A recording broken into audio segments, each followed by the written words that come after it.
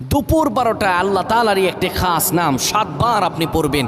পড়ে আল্লাহ তাআলার কাছে দোয়া করবেন। আপনার যত প্রয়োজন আছে, যত মনের আশা আকাঙ্ক্ষা আছে, আল্লাহ সকল কিছু কবুল করে নেবেন। যখন দুপুর 12টা বেজে যায় দোয়া কবুলের সময়, তখন আপনি সকল কাজগুলো তখন বন্ধ করে একটু যায় নামাজ বিছিয়ে পবিত্র হয়ে ঘরের একটা কোনায় কিংবা আশপাশে যদি মসজিদ থাকে মসজিদে চলে যান, ক্যাবলামুখী হয়ে বসে পড়েন।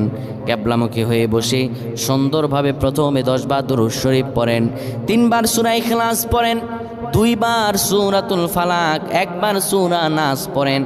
এরপরে আপনি আল্লাহ তাআলার এই খাস নামটা ধরে পড়েন, আর রহমান আর রহমান আর রহমান 7 বার পরে এরপরে আবার দুরূদ পরে দোয়া করেন।